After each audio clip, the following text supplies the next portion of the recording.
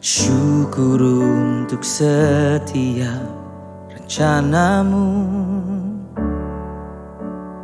dan rancanganmu yang mulia.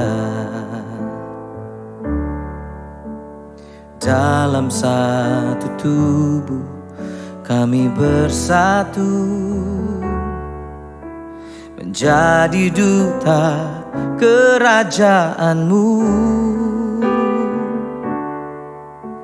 Ku ucapkan berkat atas Indonesia, biar kemuliaan Tuhan akan nyata.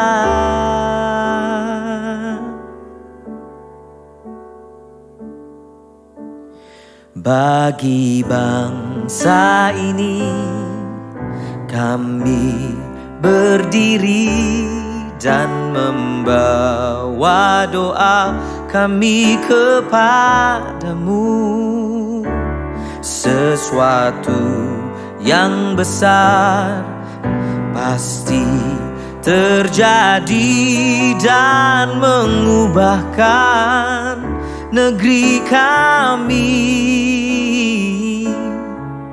Hanya namamu Tuhan ditinggikan atas seluruh bumi.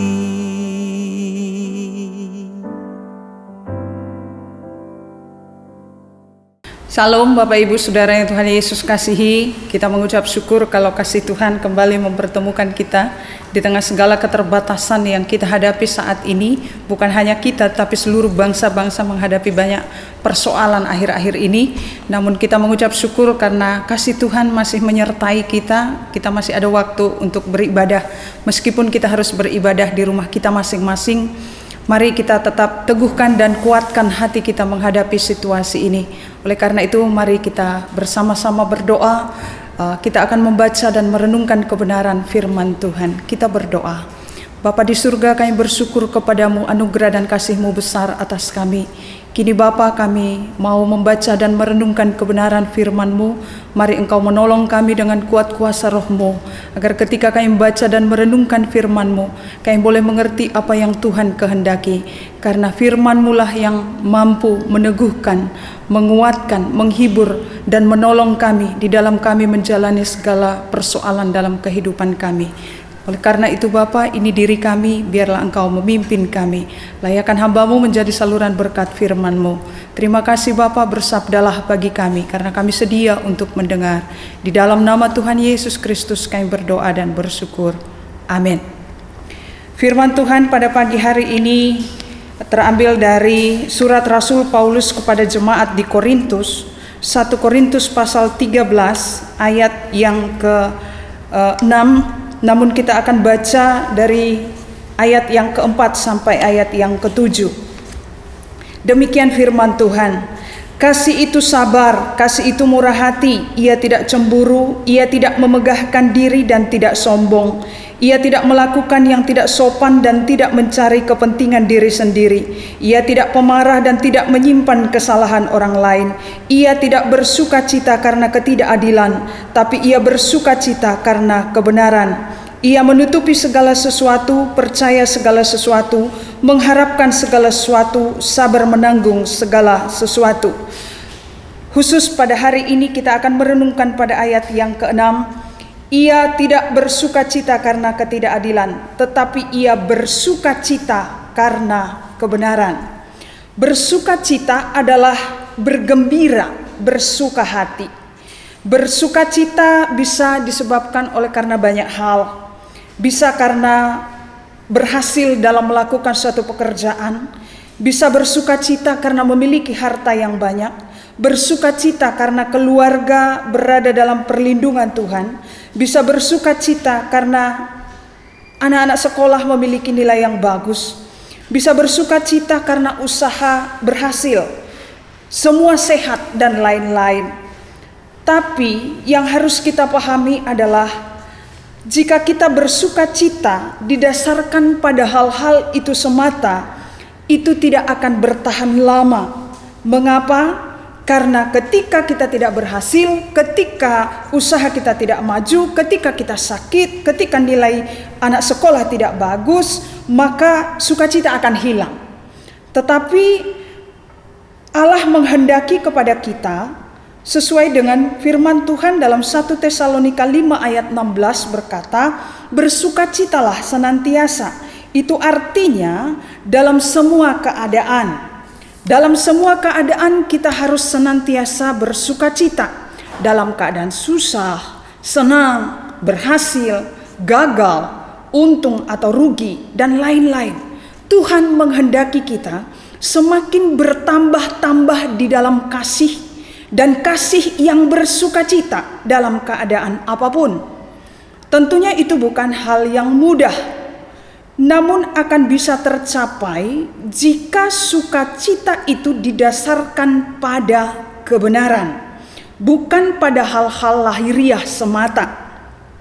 Jadi sekali lagi, kita akan bisa bersukacita dalam keadaan apapun apabila sukacita kita itu didasarkan pada kebenaran. Sesuai dengan pembacaan kita, dikatakan ia tidak bersukacita karena ketidakadilan, tetapi ia bersukacita karena kebenaran. Sebab semua yang hidup seperti rumput, tetapi firman Allah akan tetap selama-lamanya. Itu dikatakan dalam 1 Petrus 1 ayat 24 sampai 25. Kita melihat beberapa contoh Alkitab di mana mereka tetap berada di dalam kasih yang terus bertambah-tambah, dan kasih mereka itu dalam sukacita mereka, dan mereka tetap bersukacita dalam keadaan apapun karena didasarkan pada kebenaran. Kalau kita melihat sejenak keberadaan Abraham, bagaimana dia ketika dipanggil oleh Tuhan meninggalkan tanah kelahirannya, Allah berfirman kepadanya bahwa Tuhan akan menyertai dia, Tuhan akan memberkati dia, dan dia dengan kasih yang begitu dalam kepada Allah, ia lakukan dengan sukacita. Meskipun kita tahu sesuai dengan kesaksian Alkitab, Abraham dalam perjalanan imannya tidaklah mudah, tetapi dia banyak mengalami hal yang sulit, tetapi dia tetap bersukacita. Karena apa? Karena dia memiliki kebenaran Allah. Kemudian kita juga melihat Yosua. Bagaimana Yosua memimpin bangsa Israel untuk menuju tanah Kanaan. Ada banyak tantangan yang dihadapi dalam perjalanan itu, tetapi dia tetap bersukacita. Kenapa dia tetap bersukacita? Karena dia memiliki kasih yang besar kepada Allah dan bangsanya. Dan kasih yang besar itu didasarkan pada kebenaran Allah. Di mana dalam Yosua pasal 1 kita melihat bagaimana Allah menjanjikan kepada Yosua keberhasilan dan keberuntungan ketika dia tetap berjalan di dalam kebenaran firman Allah, dan itulah yang dipegang oleh Yosua. Dan pada akhirnya kita melihat Yosua 24 ayat 15, Yosua mengatakan kepada bangsa itu supaya mereka memilih kepada siapa mereka beribadah. Tetapi Yosua katakan, aku dan seisi rumahku akan beribadah kepada Tuhan. Kita lihat lagi dalam perjanjian baru, ada Rasul Paulus. Setelah dia mengalami pertobatan, bagaimana Tuhan memanggil dia, Tuhan memilih dia menjadi alat pilihan bagi Tuhan untuk memberitakan namanya kepada bangsa-bangsa. Rasul Paulus setelah dia bertobat, kita melihat bagaimana dia memiliki kasih yang begitu dalam kepada Tuhan. Dan kasihnya yang begitu dalam itu dia lakukan dengan sukacita. Meskipun untuk menjalankan tugasnya sebagai alat pilihan Allah, banyak kali ia mengalami penderitaan, mengalami penganiayaan, tapi dia lakukan dengan sukacita. Karena apa? Karena dia punya kebenaran. Sukacitanya, kasihnya didasarkan pada kebenaran Allah yang telah ia terima. Dan yang terakhir kita lihat adalah bagaimana Yesus. Yesus bersukacita dalam penderitaan. Dia mengalami penderitaan yang begitu luar biasa. Demi apa? Demi menggenapi firman Allah. Dia harus menggenapi firman Allah, yaitu untuk menyelamatkan manusia, saya dan kita sekalian sebagai orang berdosa. Ia bersukacita mengalami penderitaan itu, dan dia tidak meminta belas kasihan. Dan ketika perempuan-perempuan menangisi dia, dia katakan, jangan tangisi aku, tetapi tangisi dirimu dan anak-anakmu. Itu menunjukkan betapa Yesus menjalani penderitaan itu dengan sukacita, karena dia memiliki firman Allah. Dia memiliki kebenaran Allah yang mana dia harus genapi. Kita tahu bahwa dosa itu mendatangkan maut, itulah keadilan. Tapi demi keadilan itu Yesus mau mengambilnya meskipun nyawanya menjadi taruhan untuk menyatakan keadilan itu. Dia ambil demi besarnya kasihnya kepada saudara dan saya. Bapak ibu saudara yang Tuhan Yesus kasihi, hendaknya teladan-teladan itulah yang harus kita contoh. Kasih yang besar kepada Allah dan sesama dilakukan atas dasar sukacita. Bersukacita. Kenapa bisa bersukacita? Semata-mata karena kebenaran Allah. Kita mengasihi sesama karena kita punya kebenaran Allah, dan itulah yang mendasarinya.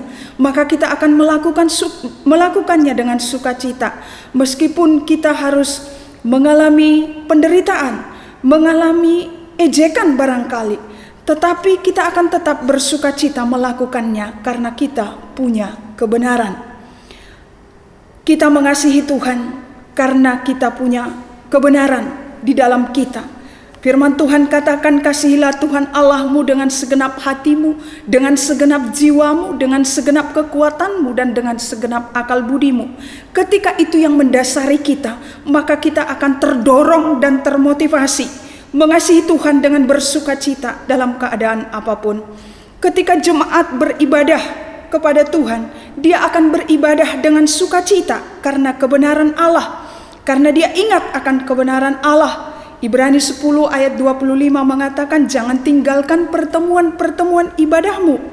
Bahkan dalam 1 Timotius 4 ayat 8 di sana dikatakan bahwa ibadah itu mendatangkan kebaikan, baik untuk hidup sekarang maupun untuk hidup yang akan datang.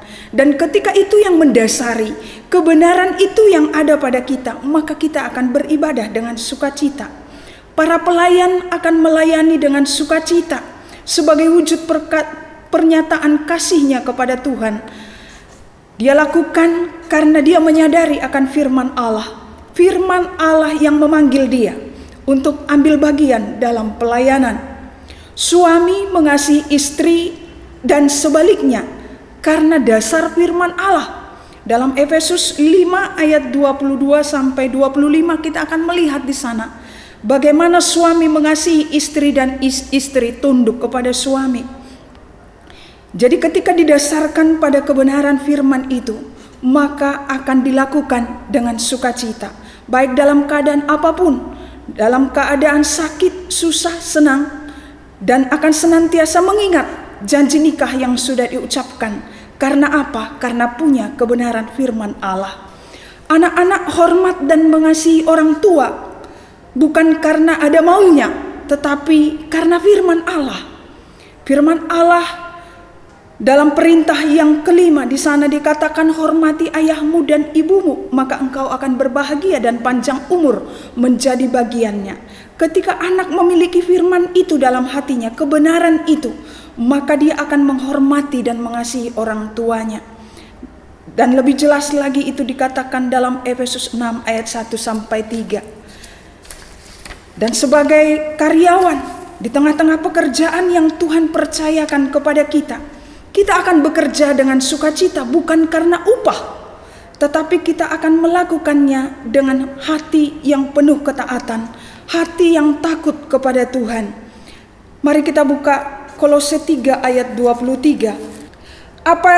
Apapun juga yang kamu perbuat, perbuatlah dengan segenap hatimu seperti untuk Tuhan dan bukan untuk manusia. Sekali lagi, apapun juga yang kamu perbuat, perbuatlah dengan segenap hatimu seperti untuk Tuhan dan bukan untuk manusia. Ketika kita sebagai karyawan dan karyawati dalam kita bekerja, kita memiliki kebenaran firman ini, maka diawasi atau tidak, kita akan melakukannya dengan sukacita karena kita melakukannya seperti untuk Tuhan, bukan untuk manusia. Dalam kita menggunakan setiap berkat Tuhan itu banyak. Ada materi, ada waktu, kita akan menggunakannya dengan hati yang takut akan Tuhan. Dengan demikian Bapak Ibu, jika segala sesuatunya yang kita lakukan dalam perjalanan hidup kita didasarkan pada kebenaran, maka kasih kita akan bertambah-tambah. Dan kasih yang bertambah-tambah itu akan kita lakukan dengan sukacita. Jika demikian, agar kasih kita dalam bersukacita karena kebenaran itu bisa tercapai dalam hidup kita, apa yang harus kita lakukan? Apa yang harus kita kerjakan supaya kasih kita itu semakin bertambah-tambah? Kasih yang bersukacita karena kebenaran. Karena dasarnya adalah kebenaran, maka yang harus kita lakukan adalah kita harus mencari dahulu kerajaan Allah dan kebenarannya. Matius 6 ayat 33. Dan ketika kita mencari kebenaran itu, kita cari kemanapun, dimanapun kita berada, kita selalu mencari kebenaran itu. Mencari kebenaran itu artinya kita akan senantiasa melihat apakah itu sesuai dengan yang Tuhan kehendaki atau tidak dalam perjalanan kehidupan kita. Kalau ini yang kita lakukan, maka apa yang dikhotbahkan Yesus dalam khotbah di bukit, Matius 5 ayat 6, itu akan tercapai dalam hidup kita. Dia katakan, berbahagialah orang yang lapar dan haus akan kebenaran, karena mereka akan dipuaskan. Demikian Bapak Ibu, ketika kita mencari kebenaran itu seperti orang yang lapar dan haus. Sama seperti ketika kita mengalami lapar dan haus secara jasmaniah. Kita akan berjuang, kita akan berusaha bagaimana supaya lapar dan haus kita itu terpuaskan. Harusnya demikian juga ketika kita memiliki rasa lapar dan haus akan kebenaran Allah. Itu yang harus kita lakukan. Kita nggak bisa lemah, tapi kita harus terus berjuang. Dalam kesempatan apapun, dalam keadaan apapun, kita harus selalu mencari kebenaran firman Allah, mencari kepuasan dalam hadirat Tuhan melalui kebenaran firman-Nya. Oleh karena itu Bapak Ibu, mari kita bersama-sama berjuang mencari kebenaran itu. Dan ketika kebenaran itu kita temukan, apakah itu lewat pembacaan secara pribadi, perenungan secara pribadi, kita akan menemukan kebenaran itu. Dan kalau kita sudah temukan kebenaran itu, apa yang harus kita lakukan lagi? Setelah kita ketemukan firman Allah, kebenaran dalam firman Allah, nggak cukup berhenti sampai di situ, tapi firman itu juga harus kita renungkan. Masa-masa perenungan ini adalah bukan hanya kita merenungkan dan menerima yang enak didengar. Kalau firman Tuhan berbicara di sekitar berkat, biasanya kita sangat antusias sekali. Bagaimana supaya kita menjadi orang yang diberkati.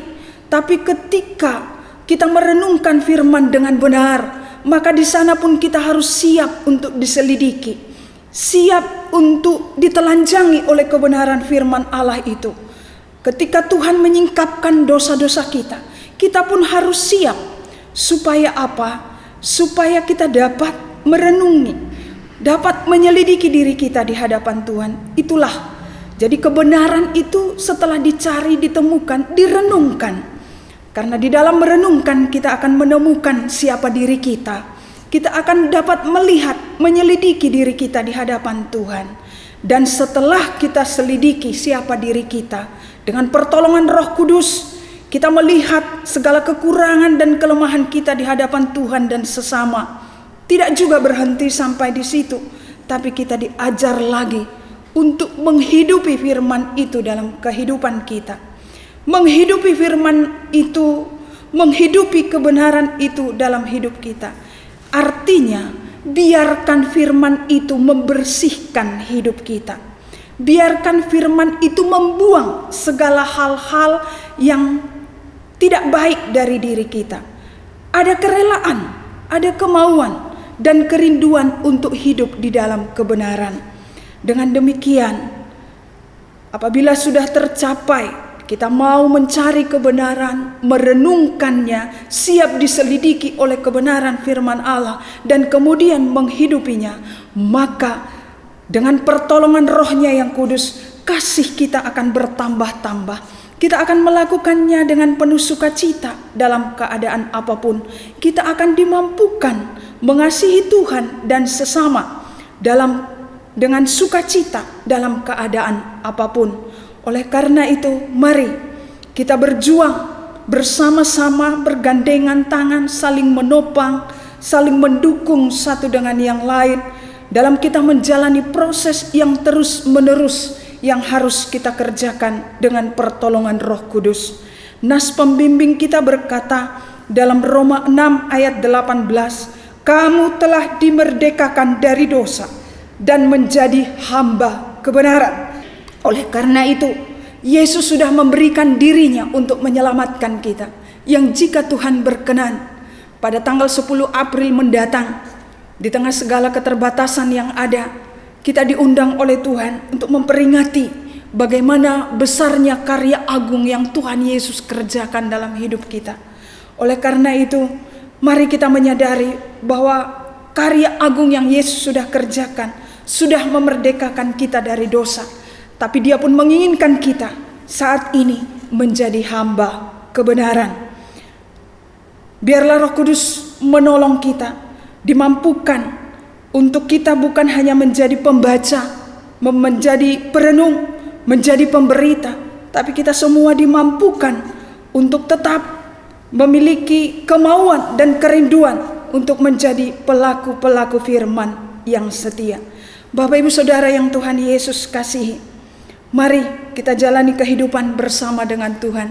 Kita tidak tahu sampai kapan keadaan yang kita hadapi saat sekarang akan berlalu. Tapi mari kita jalani bersama dengan kekuatan dan pertolongan Tuhan. Kita pegang kebenaran firman Allah. Karena firman Allah, kebenaran itulah yang akan mampu menolong kita, memampukan kita menjalani hari-hari perjalanan kehidupan kita di hari-hari ke depan. Tuhan Yesus memberkati kita. Kita berdoa. Maha besar Engkau Allah kami yang kami sembah di dalam Yesus Kristus. Terima kasih Tuhan untuk lawatan-Mu melalui kebenaran firman-Mu. Lewat firman-Mu kami belajar kembali supaya kasih kami senantiasa bertambah-tambah dengan sukacita, tapi sukacita yang didasarkan pada kebenaran firman Allah. Tuhan, kami mengucap syukur dan biarlah Roh Kudus-Mu terus membimbing kami. Manusia boleh selesai berbicara, tapi biarlah Roh Kudus Tuhan terus menolong kami menjabarkan firman itu lebih jauh lagi dalam perjalanan kehidupan kami. Dengan demikian hidup kami senantiasa diperbaharui oleh Tuhan melalui kebenaran firman-Mu. Terima kasih Bapa atas lawatan-Mu melalui kebenaran firman-Mu. Di dalam nama Tuhan Yesus Kristus kami berdoa dan mengucap syukur atas firman-Mu. Amin. Berdiri dan membawa doa kami kepadamu, sesuatu yang besar pasti terjadi dan mengubahkan negeri kami. Hanya nama-Mu Tuhan ditinggikan atas seluruh bumi.